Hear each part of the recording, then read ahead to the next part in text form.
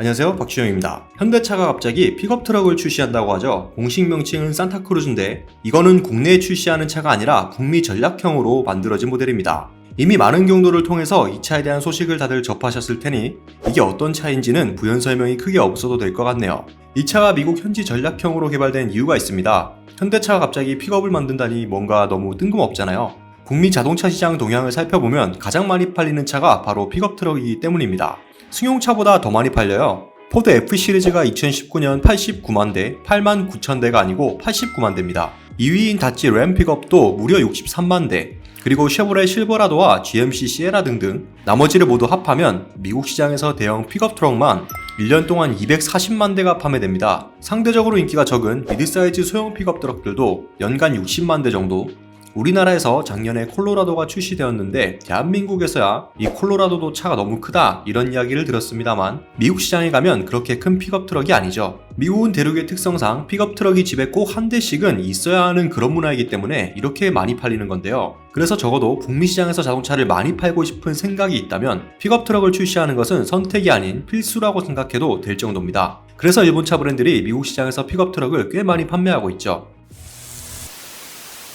그런데 현대가 만드는 픽업 트럭이 아예 없죠. 그래서 북미 현대차 딜러들은 꾸준히 제조사에게 픽업 좀 만들어줘라. 고객들이 현대에는 왜 픽업이 없냐고 묻는다 이러면서 아우성이 계속 이어졌어요. 그런데 현대는 이걸 만들어 본 적이 없으니 약간 등 떠밀려 마지못해 만들게 된 그런 케이스입니다. 어떻게든 픽업을 만들긴 해야겠는데 사실 데이터베이스가 없다 보니 당장 어떻게 픽업 트럭을 만들어서 출시한다고 하더라도 수십 년의 역사를 가진 미국 정통 픽업 트럭들의 견줄 정도의 수준이 과연 될 수 있을까요? 어렵겠죠. 그래서 현대차는 살짝 노선을 바꿨습니다. 그동안 픽업의 정통 프레임 바디는 너무 당연한 것으로 인식되었지만 산타크루즈는 유니바디를 사용해서 픽업보단 약간 크로스오버 개념으로 접근하게 된 거죠. 현대가 잘하는 게 뭐가 있나요? 옵션 풍부하고 미국인들의 취향에 맞는 디자인 어느 정도 할 수 있고, 그런데 정통 픽업은 만들기 어려우니까 사이즈가 조금 작은 산타크루즈를 크로스오버 개념으로 해서 미국 틈새 시장을 노려본다는 계획인 겁니다. 하지만 이게 시장에 잘 먹혀들지는 미지수입니다. 사실 높은 완성도를 기대하기도 좀 어려운 상태고요.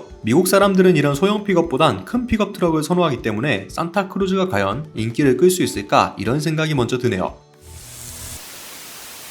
그래서 많은 분들이 이 차 미국 말고 국내에 좀 출시해주면 안 되냐 이렇게 말씀들을 많이 하시더라고요. 사실 산타크루즈의 포지션이나 상품성만 놓고 본다면 오히려 북미보다는 국내 시장에 더 잘 어울리는 차가 아닐까 싶은데요. 왜냐하면 산타크루즈는 신형 투싼과 플랫폼을 공유해서 렉스턴 스포츠보다 조금 작거나 비슷한 크기로 출시가 될 거거든요. 미국 시장에선 어차피 경쟁이 잘 되지 않을 테니 국내에도 출시를 해달라 이거죠. 렉스턴과 정확하게 포지션이 겹쳐서 경쟁을 할 수가 있기 때문입니다. 현재 국내 픽업 트럭 시장은 연간 4만 대 정도가 판매되고 있는데 사실 규모가 그렇게 크진 않죠. 근데 그 판매량 대부분이 또 렉스턴 스포츠입니다. 이거 말고는 작년에 출시한 쉐보레 콜로라도밖에 선택지가 없거든요. 그래서 현재 대한민국 픽업 시장은 렉스턴 스포츠의 독점 체제입니다. 쌍용차가 유일하게 라이벌이 없어서 잘 팔고 있는 시장인 거죠. 산타크루즈가 만약 국내 렉스턴 스포츠와 비슷하게 출시가 된다면 적재 공간이나 바디 강성 이런 건 나와봐야 알겠지만 현대차의 특성상 분명 쌍용차를 견제할 수 있게 옵션을 좀 더 좋게 출시해준다든지 가격적인 부분에서 메리트가 있도록 낼 것이기 때문에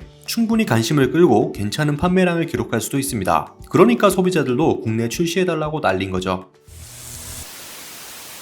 하지만 이 차는 안타깝게도 국내에 출시될 가능성이 거의 없다고 봐야 하는데요. 우선 산타크루즈는 전량 미국 엘라바마 공장에서 생산되어 현지 판매될 계획입니다. 보통 국내에서 생산을 해서 해외로 수출을 보내는 경우가 많은데 산타크루즈는 그게 불가능하거든요. 왜냐하면 2018년 정부가 미국과 맺은 한미 FTA 규정 때문입니다. 당시 정부는 국내에서 픽업 트럭을 생산하여 미국으로 수출하는 국내 자동차 브랜드가 없다는 이유로 미국 관세 철폐 시한을 2041년까지 연장했거든요. 따라서 앞으로 20여 년간은 픽업 트럭을 국내에서 생산해서 미국으로 수출하는 게 불가능에 가까워졌습니다. 만약 국내에서 생산해서 미국으로 보내려면 무려 25%의 관세를 지불해야 하고요. 그러면 국내에서 산타크루즈를 팔려면 미국에서 역수입을 해야 하는데 이것도 어렵죠. 현대차가 해외에서 생산되는 부품 및 완성차를 역수입하기 위해선 노조와의 합의가 있어야 합니다. i30N 같은 차를 국내에서 판매하지 못했던 이유도 이것 때문이었죠. 노조와의 합의뿐만 아니라 역수입하는 비용도 포함되어야 하기 때문에 애초에 수지 타산에 전혀 맞지가 않았다는 거죠. 그러면 국내 공장의 라인을 신설해서 내수 판매 물량만 생산하면 되는 게 아니냐 이렇게 말씀하실 수도 있는데 그것도 쉽지 않습니다. 앞서 말씀드렸다시피 국내 픽업 트럭 시장은 연간 4만 대 수준의 판매량을 기록하고 있는데 만약 산타크루즈가 이 시장에 뛰어들어서 수요 수요의 절반을 흡수한다고 하더라도 연간 2만 대 정도죠. 그보다 좀 더 나을 수 있지만 연간 2, 3만 대 정도 만들자고 공장 라인을 신설하고 국내 생산을 감행하겠다는 건 수익성 측면에서 사실 크게 도움이 되진 않죠. 그래서 이러나 저러나 산타크루즈가 한국 시장에 출시될 가능성은 아쉽지만 낮다고 볼 수밖에 없는 상황입니다.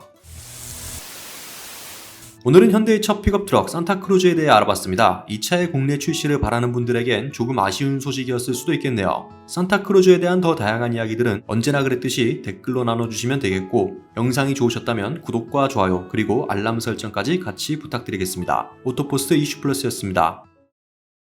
정차할 때마다 심한 진동이 생긴다는 중대한 결함이 이슈가 되는데도 인기 모델들의 인기가 계속해서 유지되는 적당히 지저대다가 알아서 조용해질 겁니다.